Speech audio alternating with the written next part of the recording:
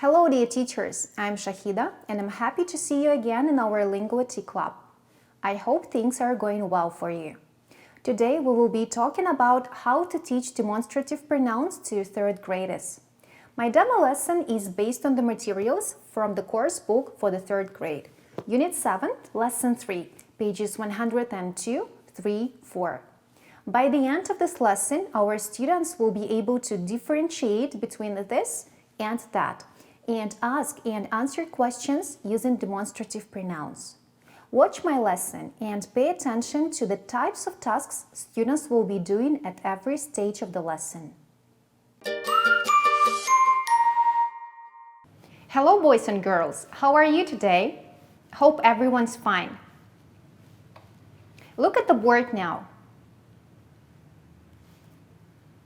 There are 10 pictures. Look at them and tell me if you know what we call these words in English. If you know the word, raise your hand and say it. Okay, apple, yes. Balloon, ice cream, cat, elephant, ball, tree, umbrella, egg, and how about this word? Yes, shoe. Okay, look at the pictures again, please. They are in two different lines. Why do you think they are separate? What is special about these words? Read the words from line number 1. Tree, ball, balloon, cat, shoe. And now the words from line number 2. Apple, umbrella, ice cream, elephant, egg. Have you got any ideas now? Yes, you're right. Line number 1.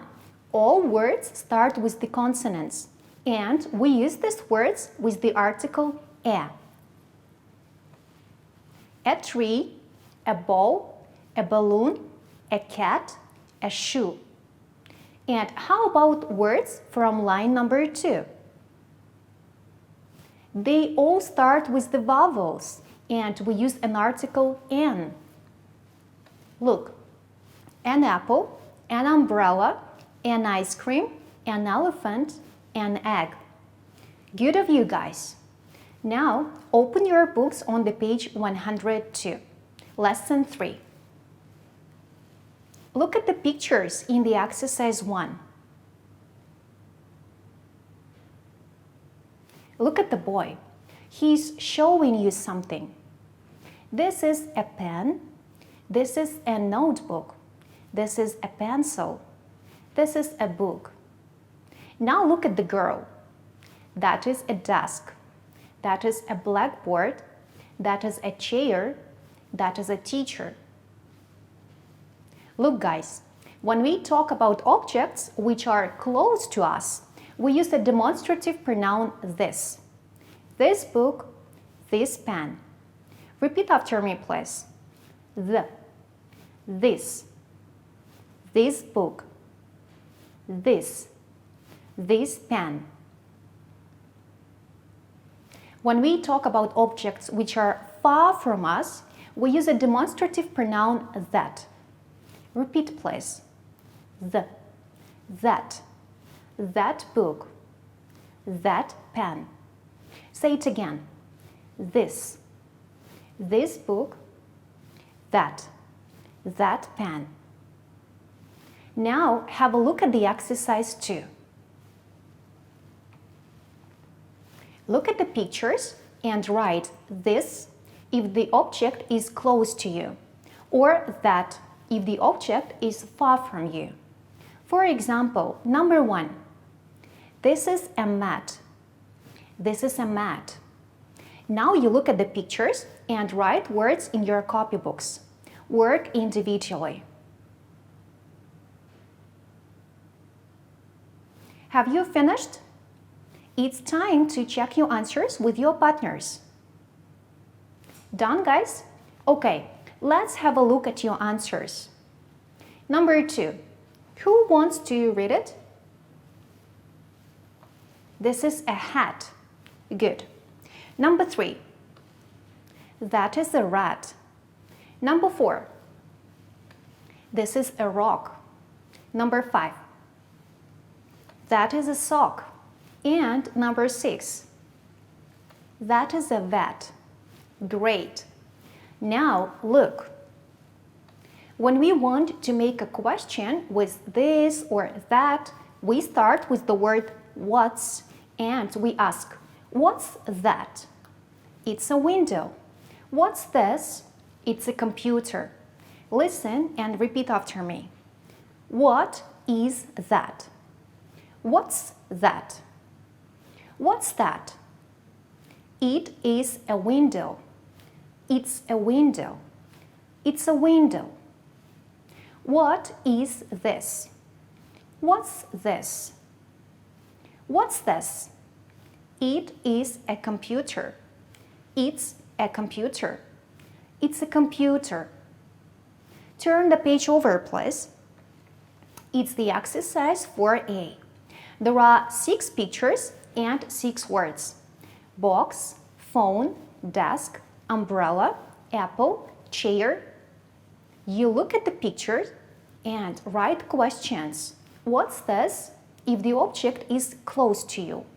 And what's that? If the object is far from you. Then you answer the questions looking at the picture.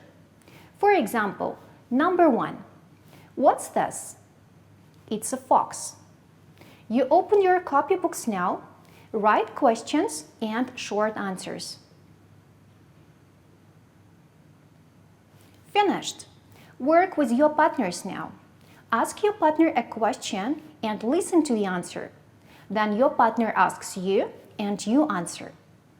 Read your questions and answers one by one. Are you ready to check your answers? Let's do it together. Number 1. What's this? It's a fox. Number 2.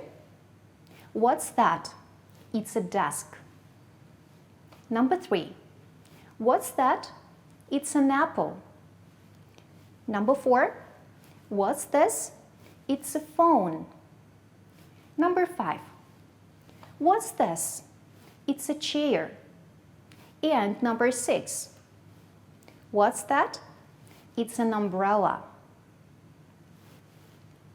Now guys, work with your partners. Look around the classroom, choose an object, ask your partner a question and your partner answers. Then your partner asks you and you answer. Point at the object, ask and answer. For example, what's that? It's a door. Who wants to demonstrate? Great. Thanks guys, and now it's time for your homework. Open the page 121. It is a stop and check task. Number 5. Look at the pictures and write sentences using this or that. For example, number 1. This is a desk. Do the task in your copybooks. That's it for today, boys and girls. See you next time. Bye-bye. Welcome back, dear colleagues. It's the tea time now, and we can talk about our demo lesson. Today we've had a grammar lesson on demonstrative pronouns. For many teachers, grammar is the backbone of all language learning, and at the same time, one of the most challenging things to teach, especially to young learners. We all know that small children begin to speak without being aware of grammar. But if people want to use a foreign language, grammar is a necessary skill in a way of learning the language more quickly and efficiently. If people know grammatical rules and structures, they are able to understand things themselves. Grammar is not only an essential language skill, but also a living resource that gives us the ability to communicate our ideas and feelings, and to understand what other people say or write to us. Young children are wonderful in absorbing new languages. However, children learn very differently and they process information, especially languages, in a very different way to adults. That is why it's so important to keep the needs and interests of your learners at heart. Now, as we talk about our demo lesson, let's brainstorm what students have been doing at every stage of it. As you remember, I started the lesson with a short warm-up activity, which was focused on the revision of the articles e and n. By doing that, I killed two birds with one stone. Can you guess how? Yes, exactly. The previous lesson in the course book was about teaching articles, so the students had the chance to revise the previously learned grammar structure. And the second goal of this warm-up was to prepare students for a new topic, as they later used articles in the sentences with demonstrative pronouns. Thus, students could concentrate on the usage of the new grammar, rather than on trying to remember what articles to use while making up sentences. The presentation took place right after the warm-up. We should remember that young learners tend to lose concentration easily, and they cannot understand abstract concepts or schemes. That is why we'd better keep the explanation short, clear, and meaningful. Drilling was done at this stage as well, because it's not easy to learn a new structure the first time you meet it. The more times children are exposed to the structure, the more sense it will give them. They need to practice as much as possible. And when it comes to practice, note that there is a strict order of doing the tasks effectively and efficiently. We cannot start with a freer practice and then switch to the controlled one, because it just won't work. And as you were paying attention to the stages, you may have noticed that we first did the control task, which was focused on the simple choosing between two options. Then there was a semi-controlled exercise where students were to complete the questions using the correct demonstrative pronoun and to make a short answer by looking at the picture and choosing the appropriate noun. At this stage, students have more freedom to do the activity, but their answers are still limited. While in the free-speaking activity which followed, students can make questions and produce answers of their own without the strict control from the teacher, whose role at this stage is more to monitor and help. Let's sum up what we have talked about.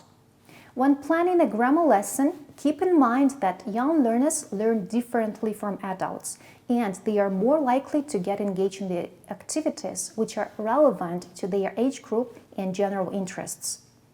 Provide meaningful explanation and enough drilling, as children should be allowed to try the language in a safe environment.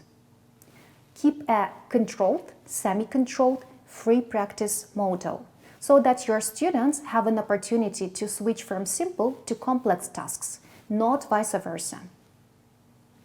Thanks a lot for your attention, and that's it for today. I hope that this lesson was useful for you. If you have any questions regarding the lesson, or if you want to clarify the points which are not clear to you, please feel free to contact us through our website. I'm looking forward to seeing you soon, dear colleagues. Goodbye.